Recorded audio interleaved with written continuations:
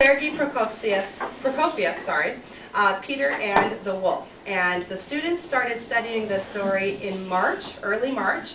We watched the Sesame Street version where Elmo is Peter, and we learned about concert etiquette because Baby Bear got to go to see the Boston Pop Symphony perform this story of Peter and the Wolf, and we learned how an orchestra plays each of the parts, and we learned how the story comes alive through music. Then we watched the Royal Children's Ballet perform Peter and the Wolf as well to give us some ideas on how to move and tell the story through our body movements. Then we started reading Peter and the Wolf. And this class has a lot of really great readers, and we read through the story. We did want to try to have each of the students read their narrator parts for you, but we found out it would take an hour just to do the story if we did that. So I'm going to read the story today, but I did want you to know that the students all did practice reading it, and they did an excellent job, and I'm very proud of their work. In the meantime, they also learned where they're supposed to go on stage, and hopefully everybody's going to remember their parts today, and if you don't, that's okay. I'll help you out. All right, so this is the story, our version of Peter and the Wolf. Our orchestra is going to play each of the themes on what we call auxiliary percussion instruments, and we are going to be singing the themes for each of the characters. So this is our first grade version of an orchestra playing Peter and the Wolf. Early one morning, while his grandfather was still dreaming of an angel and a bear and a runaway bull, Peter tiptoed from their cottage. Hold up just for a second. Trees, you're supposed to be the gate. Hey, remember you're the gate? Go, go, go, go. Hurry. All right, we'll start again. Early one morning, while his grandfather was still dreaming of an angel, and a bear, and a runaway bull, Peter tiptoed from their cottage out into the garden and past the duck, who blinked sleepily at him. Peter quietly opened the gate and skipped out onto the wide green meadow. Meadow, you're up. Maracas go. Chorus, we sing. Do, do, do,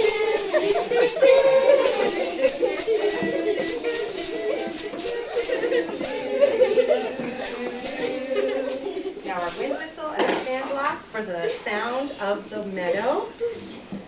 A little bird was perched on a branch of a big tree near the garden wall. She was Peter's friend. That's okay, just go ahead and say your part. Good morning, Peter. Chirped the bird gaily. What a fine day. When we hear our bird, jump down. Can you hear our bird? Don't When the duck saw that Peter had not closed the gate, Grandpa, you're sleeping. She meadow. He roused himself and began waddling out of the garden and into the meadow. You say, how nice to start the day with a swim in my very own pond. Nice to start the day. Swim in my very own pond. And we sing.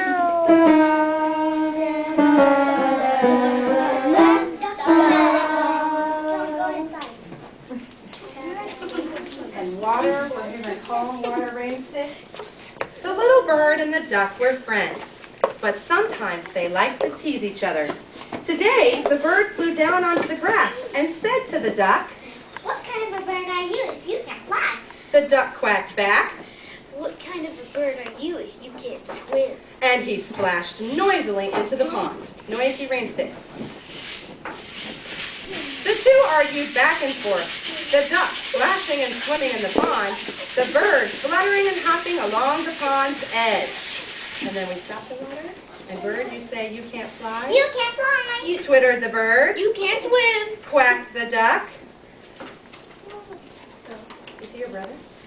Yes. Maybe we can ask him to sit down. Sit down in the water.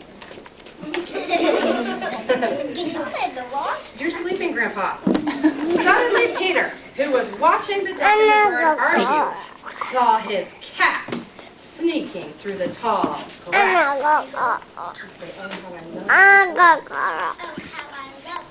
it. Thought the cat.